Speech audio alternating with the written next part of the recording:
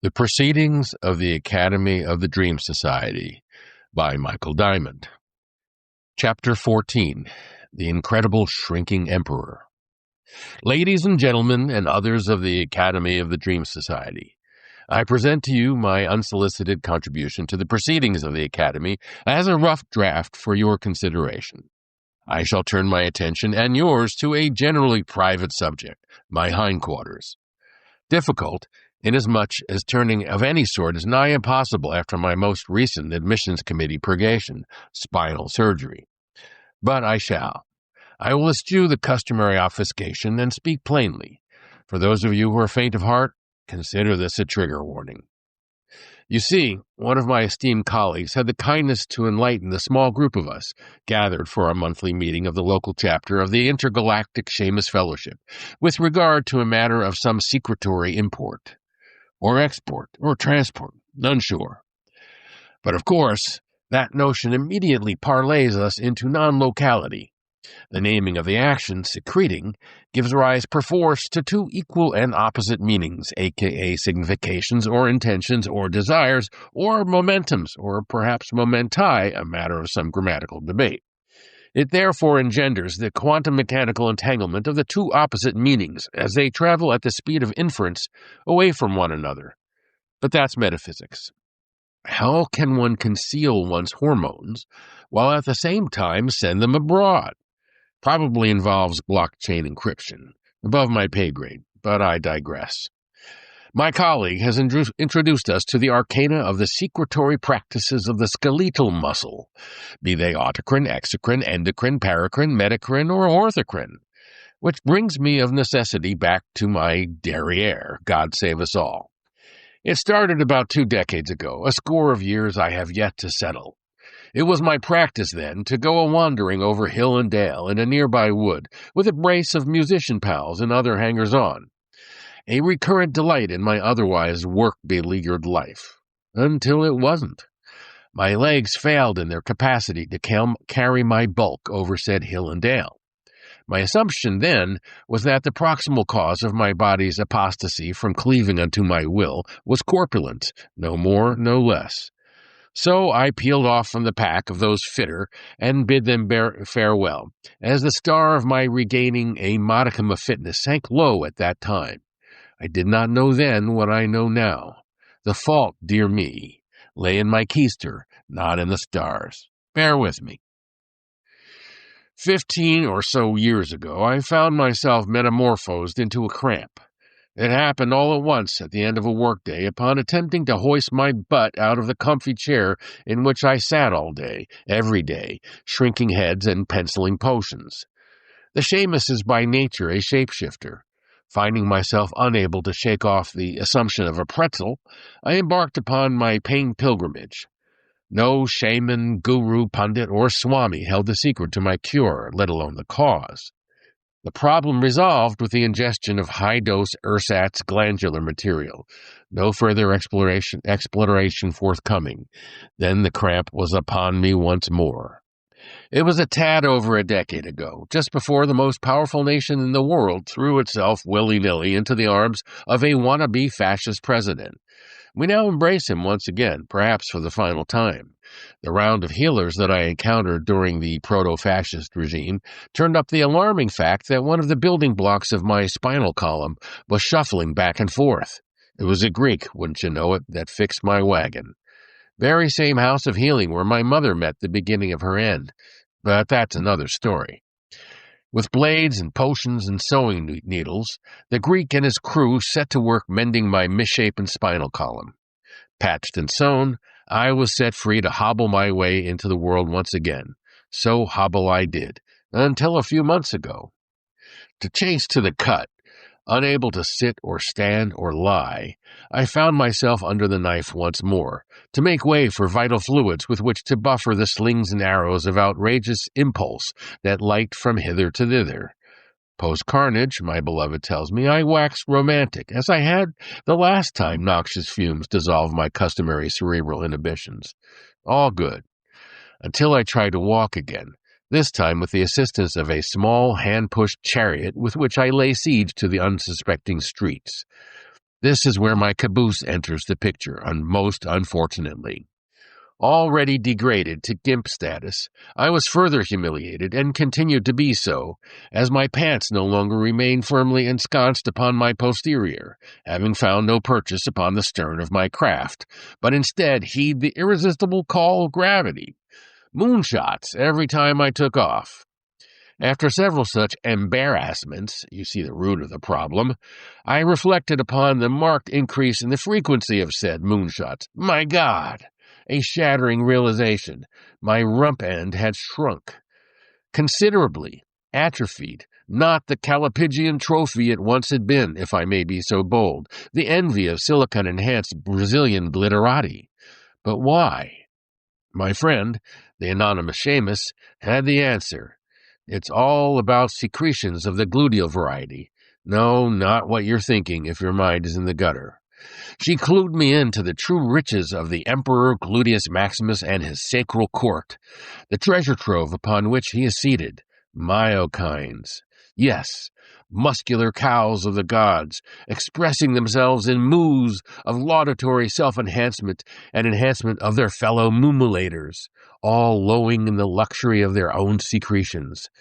Except my emperor, emperor, had grown stingy, withheld his boon from his once vast, now blighted realm, ever diminishing in extent through neglect and inattention, a vicious negative feedback cycle. Less begets less. So it is in this sorry state that I have found my bum has failed me, and had been failing me these many years. But all is not lost. I believe I have found someone to fix my fanny and its attendant sinews and tendons and fellow-traveling musculature. Will I some day swim in the largesse of the Emperor Gluteus Maximus once more? I am wary of confidence men, as they abound in this nation of fascist camp followers. Everyone claims access, yet none has the key. If the emperor is depleted, whence cometh more mojo? My wheels spin, all four of them, as I make my way into dry cleaner and grocery store and pharmacy. I have access to parking spaces nearest the place of commerce on account of my infirmity, nothing to sneeze at. But I would relinquish all that if fertility might return to the wasteland of my backside. A small device has come to my attention, and forthwith to my house, humped in my four-wheeled chariot. A steampunk creation, it operates on 2 AA batteries, a small handheld dial that blinks its obedience to my commands, and 2 wires attached to a pair of sticky butterflies which alight upon my person at the sights of my choosing. I imagine, as they deliver their regularly irregular pulses of electrons to my beleaguered epidermal neuronal network, they sip pain from my sinews and convert it to a sweet ethereal substance which leaves their bodies in what form I know not. Works for a couple hours, sometimes longer. Theory has it that the random array of signals generated in the same somatic turf as my pain climbs a ladder of angels into the heavenly realm of the cerebrum, where resides the somatotopic representation of said pain. As my butterflies' stochastic songs achieve that height to surround the throne of my pain, they unscrew the nuts and bolts that fix said throne in place and, at least temporarily, dethrone the false god of noxious stimuli, lofted like Atlas by mighty Hercules. Surround inhibition. Sounds pretty good, eh? So much for pain, maybe. But what of the restoration of the throne of Gluteus Maximus in all its earthly glory? The perennial dilemma, the atrophy of flesh for lack of appropriate stimulus. I search for clues, turn to my tiny steampunk messenger in her electric haze. A set of runes inscribes her face, the name of her source, her manufacture, Omran, a curt and mysterious appellation. With a bit of research, I ID her origin, an obscure district of Kyoto, an outfit that specializes in industrial automation, the apotheosis of steampunkitude. I suspect Fatface Andalphon, a.k.a. Old Man Proteus, distributor extraordinaire. After all, it is he who gives out the assignments, covers the payroll, handles the feedback, insulates Enoch, a.k.a. Metatron, a.k.a. the Ancient of Days, from the daily grind. There's this other guy, they call him the Haberdasher, Works the garment district of all the seamy. He's a regular Q type, like the Bond movies. Takes his orders straight from old Fatface. Equips every Goomba in creation with whatever he feels is needed. A real emo dude, a bit on the volatile side at times. Sharp dresser, that lean and hungry look. Some call him Skinny Puss, but not to his face. He's the one to fix your booty, given world enough and time. But you probably know all this. I'm just putting it together, gathering clues. Back to Omron. Let's do a little wordplay, because that's how I roll. Omuro, the district where said manufacturer began manufacturing, means big chamber. What chamber might that be? Hold that thought. The suffix ron relates to several different kanji, those cool Japanese runes that look like miniature Matisse paper cuts. Think sky, thought, and banyan tree, lofty notions all. Kinda interrelated, neural network or song line or underworld syndicate, the original tree of life, all roots and branches going every which way, non-local grid. Get me? Connect big chamber to non-local grid, and what do you got? The big frickin' download, the original 411, the number we used to dial as kids whenever we needed information, a bit of antiquarian arcana. Whilst I was recovering from the recent knife in the back, my beloved and I skedaddled to the beach to celebrate the seasonal tribal hoedown. Cheesecake and revelation, standard combo. Don't ask. We call it Sevens, Lucky Sevens, a week of weeks. Commemorates the 50th day after the exodus from Triple P. The Greek and the Italian mobs call it Pentecost, a parallel celebration. The tribe had the original hoo-ha under Mount Sinai Hospital, though I think I was still half in the bag during that one. The Greeks and the Italianos talk about the upper room, tongues of flame zapping the disciples' heads, ancient hitmen for the Jesus mob. Pretty psychedelic stuff. Big chamber? Maybe so. Now take that to volcanic proportions. That's what's called for if you want to fix your neurally deprived buns. Bad news is we got to bypass old Fatface and Skinny Puss entirely, as they are still tied up in that whole one-thing-at-a-time notion of parcel delivery service, every bit of it already addressed and tied up in nice little bows. Not for sale. You get the occasional falls-off-a-truck deal, but that's more trouble than it's worth. Doesn't usually work out so well. Think Charlie Chaplin's Little Tramp, the outpaced factory worker in modern times, an anarchist in the works, the great and powerful Omron in shambles. We need the raw stuff, unprocessed, uncut. The Russian connection, the gal at the top, alpha female. Fatface is the closest most of us get, the mouthpiece of Flatland, that embryonic realm where the third dimension collapses and identities are fungible, the barest hint of a future spinal cord to the sky, just shy of Metatron's unimaginable one-dimensional reality, and a giant leap to Ian Soph's dimensionless singularity, the germ cell that precedes creation. Just a guess. How do we get there? Maybe the little tramp had the right idea. Anarchic messiness. So here I sit, and stand, and lie, a partially healed monarch of the gluteal palace, it being a vassal of my very own flesh, after all, in somewhat less pain as a result of the compassionate intervention of a Lebanese blade, a sprig of those ancient cedars, and his merry band of hospitalers, a welcoming and generous bunch to a one. There was another nodal point in this field of compassion, this network of souls, a being that I may have failed to mention, whose simple act of kindness sufficiently expanded, albeit inadvertently, the vision of the Lebanese blade, flower of Herculides, praiseworthy bearer of the olive branch, that he could deploy the instrument of his compassion more precisely in the service of my succor, retrieving my sorry high end from the fires and cramps of hell. I do not know her name, only the look of profound empathy that possessed her features, as in my cramped state neither my eyes nor my ears registered her holy moniker, while she stood in the magnetic field of my revelation, prepared to ship my corpus into the Taurus. 2 pillows, all it took for my anonymous benefactress to relieve my torment of the moment. It was those 2 pillows that lifted the leg, that flexed the spine, that retracted the ligament, that allowed the fluid to fill the chamber of bone that housed the nerves that were seen much more clearly by the knife that liberated them.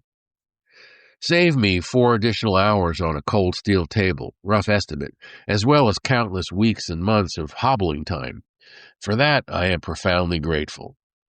But the problem of the incredible shrinking emperor remains. Then I remember the curse of Fu Wei Zhang. It starts in early childhood for most aging boomers, with the wholesale purloining of tonsils and adenoids, the snatching of chunks of flesh by men, now women and others, in white coats, professional hit squads trained in the art of the removal of flesh. Once it was the wombs of women, organs that met their end in piles of medical waste. That heinous practice is much diminished now. Let us give thanks that CRISPR, the friendly ghost DNA cutter, was not available in those bad old days, lest we all had been relieved of our so-called junk DNA. One man's junk is another man's non-coding regulatory or structural epigenetic apparatus.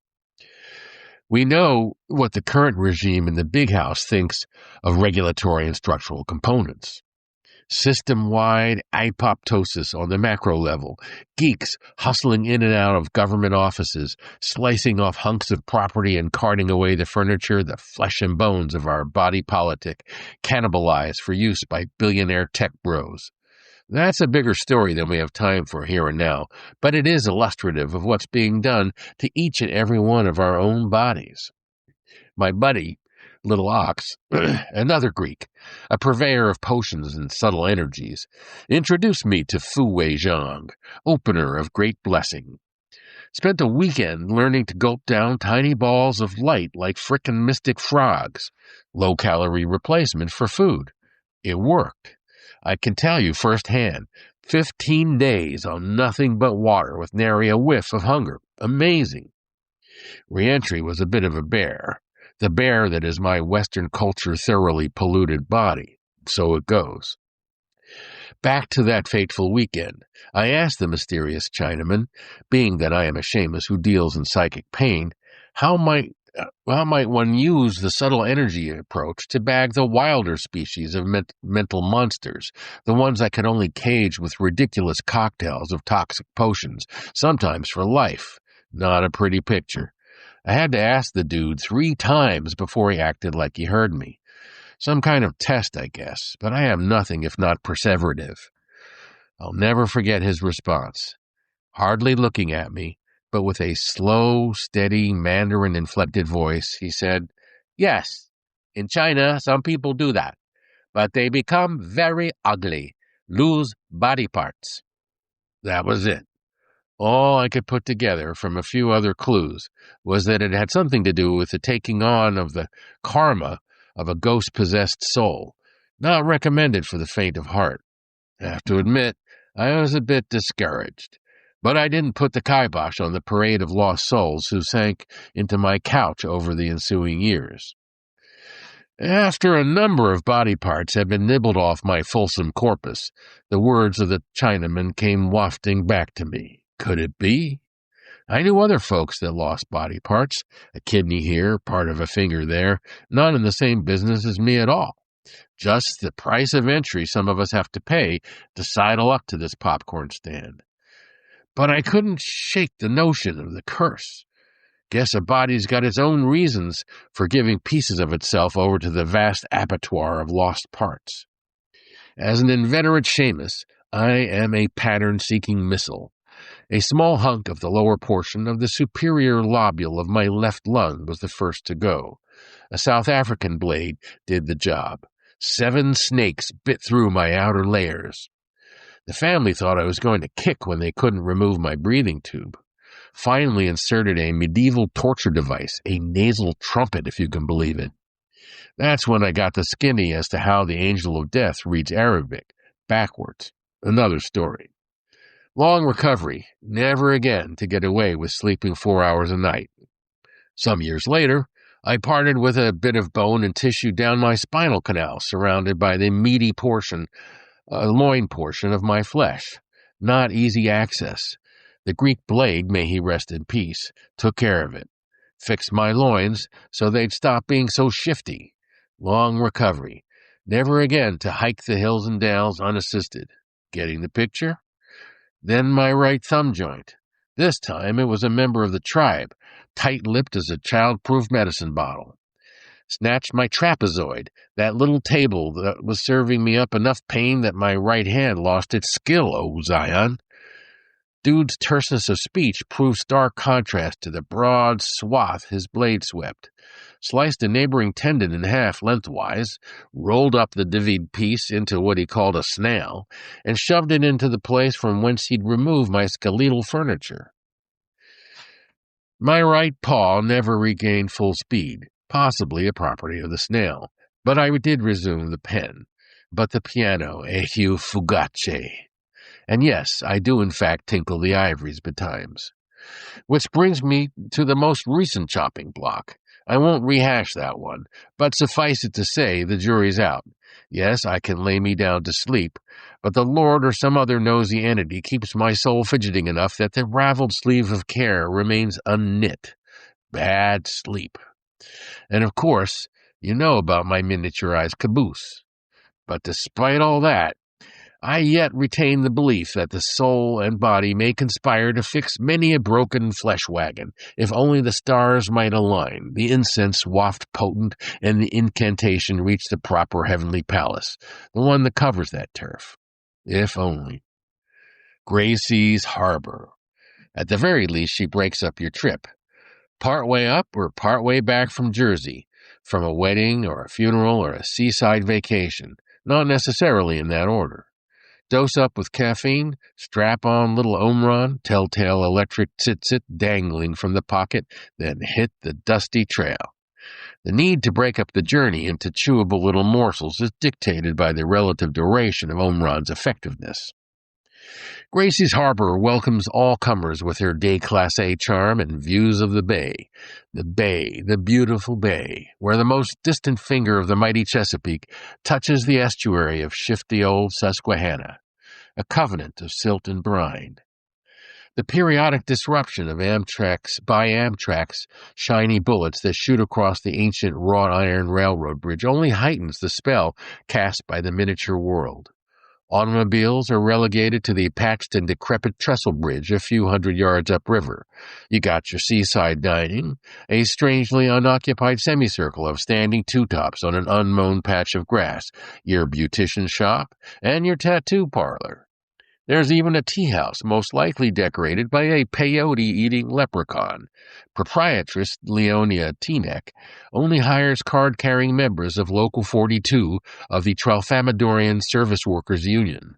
The entire hood has that gritty Depression-era vibe, peopled by escapees from the 1960s who no doubt had been holed up in shacks in the hills, never to be told that the culture wars had been lost and the inheritors of the Gipper now rule the land.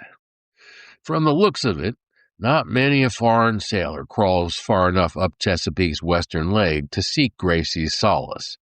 Strictly homegrown, save for the Tony rehab hidden in the woods a bit further down the waterfront from all the action, near Honker's Creek. The denizens of the town seek no rehabilitation as Gracie harbors them, no questions asked. My beloved and I, anthropologists from Mars, interrogate our surroundings whilst imbibing a cocktail of delight and dismal bitters. Delight in the pristine purity of the local culture, devoid of incursions by the glam world, dismal from the same root, as the amenities we might seek in respite from highway travel were in short supply in Gracie's canteen. Imagine Mayberry gone to seed, Bee sporting a bit of a stubble on her chin, wearing a patched and stained gingham frock, Opie brewing up a batch of crystal off in the woods.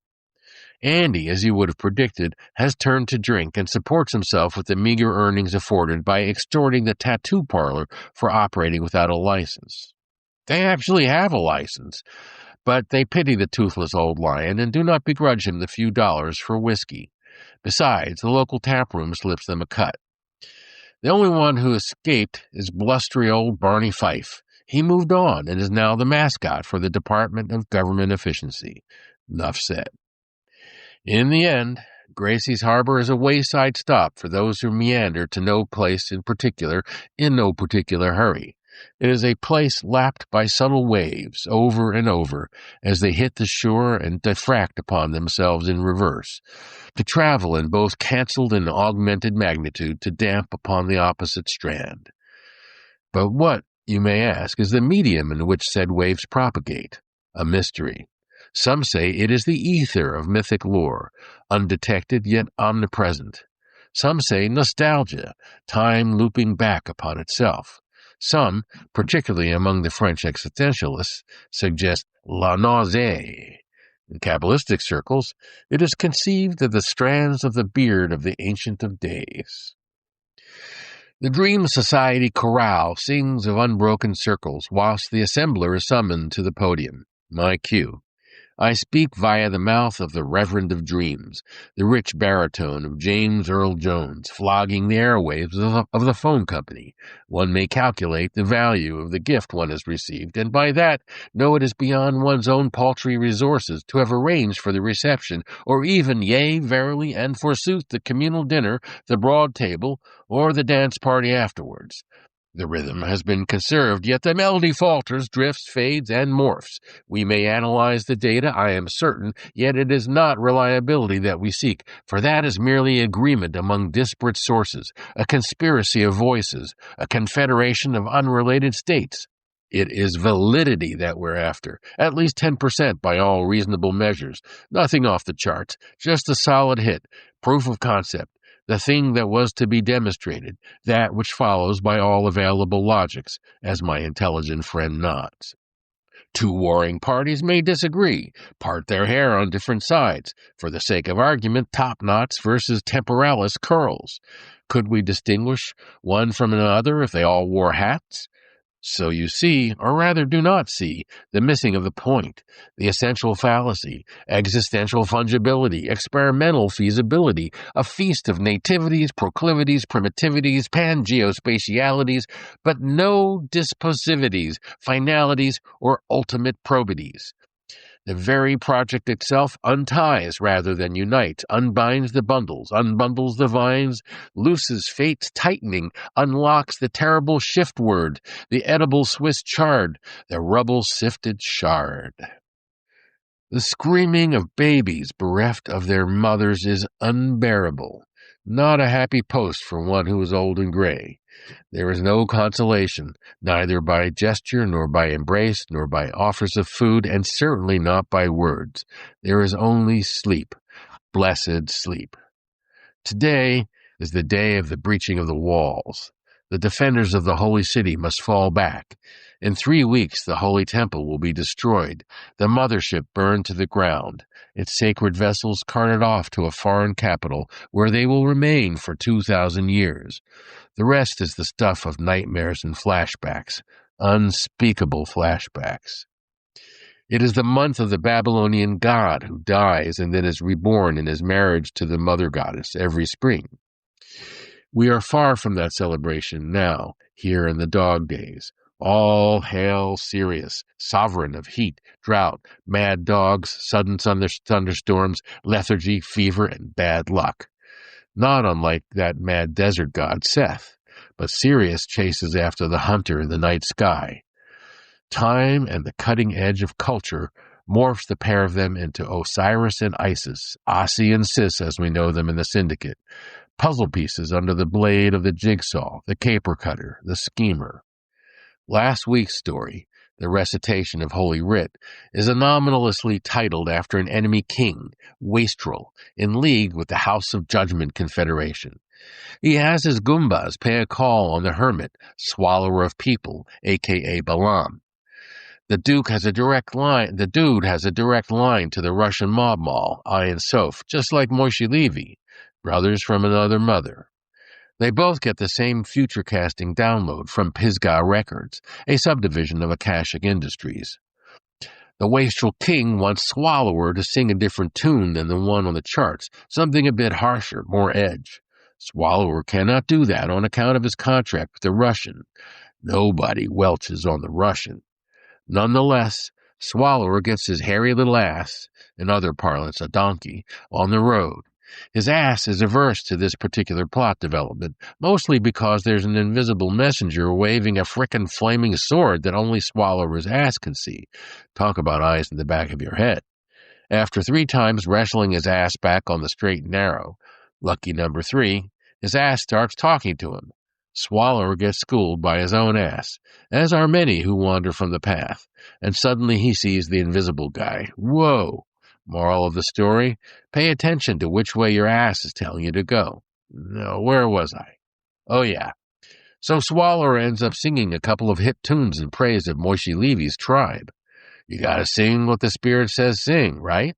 Well, King Wastrel is really PO'd. Can't blame the guy. If you saw a humongous horde of tribe heads thundering in the general direction of your establishment, you would probably be none too copacetic about it, especially if you didn't feature their musical repertoire. The Wastrel King and the Judgment Confederation had one other trick up their collective sleeve. Borrowed it from the forerunners of the frickin' Babylonians. The boys of the Chaldee could be pretty persuasive, if you catch my drift. They'd had their own beef with a wild man who'd come howling out of the wilderness of Central Park or some such. Dude's name was Inky Dink. Probably why he had to act so fierce and all. You know, a lame moniker like that. What were his parents thinking? Anyway, even the head Chaldean honcho, Karmic Hero, knew he couldn't touch him. So naturally, they sent the holy hooker to tame the wild-ass freak. She took some of the starch out of his shorts. Thing is, this is where the stories diverge. Karmic Hero and Inky Dink become besties, a real buddy trip. Moishe Levy and Wastrel, not so much. Badass dude called Snake Mouth, one of Moishe's boys, steps in and rubs out the hooker-in-chief, Princess, along with her tribe-head lover, Zugger. Bim bam bop, the love fest is over. No buddy story. Moishe and the tribe swarm the joint, top billing every night. End of story. Except stories never really end. They get picked up, optioned for further development.